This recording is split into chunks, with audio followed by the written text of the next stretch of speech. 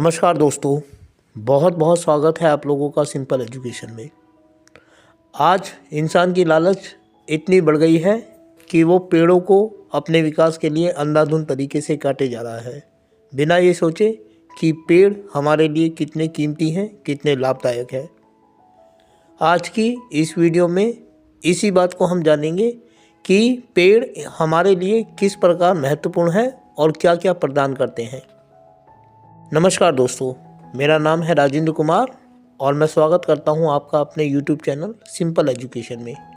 आज की इस वीडियो में हम बात करने जा रहे हैं नीम नामक पेड़ की कहानी के बारे में, जिसे मैंने लिया है कक्षा 3 की बाल भारती पाठ्य पुस्तक से। आइए पढ़ते हैं इस कहानी को शुरू से लेकर अंत तक। रमेश को एक दिन कुल्हाड़ी मिल गई।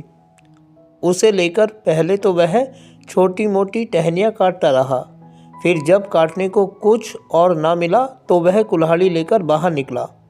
सामने नीम का एक पेड़ था। रमेश उस पेड़ के तने को कुल्हाड़ी से काटने लगा। थोड़ी देर में वह थककर पेड़ के नीचे बैठ गया। रमेश को लगा कि कहीं से करहाने की आवाज़ आ रही है। उसे यह देखकर आश्चर्य हुआ कि करहाने की आवाज़ पेड़ से ही आ रही थी। वह ध्यान से सुनने लगा। पेड़ कह रहा था।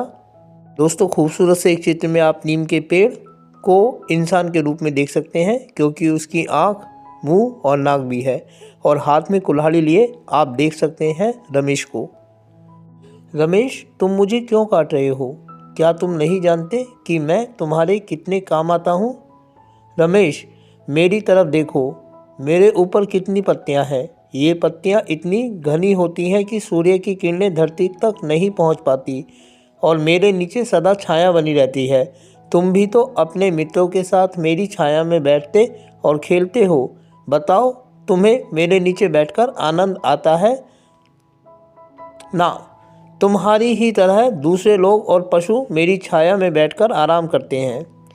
यही नहीं, जब मेरी पत्तियों पर सूर्य की किरणें पड़ती हैं तब ये हवा को शुद्ध कर देती है। क्या तुमने कभी किसी को गर्म कपड़ों के संदूक में मेरी सूखी पत्तियां रखते हुए देखा है? क्या तुम जानते हो वे ऐसा क्यों करते हैं? ऐसा करने से गर्म कपड़ों में कीड़ा नहीं लगता। मैं किसान के अनाज की भी रक्षा करता हूँ। अनाज में मेरी सूखी पत्तियां रख देने से उसमें कीड़ा नहीं लगता। मेरी सूखी पत्तियों को जलाकर धुआं कर दिया जाए तो इससे मच्छर भाग जाते हैं। मेरे ऊपर फूल और फल भी लगते हैं। मेरे फूल और निबोरी भी बहुत काम की चीज़ें हैं। इन्हें खाने से पेट की बीमारियां दूर हो जाती हैं। निबोरी मेरे फल को कहते हैं।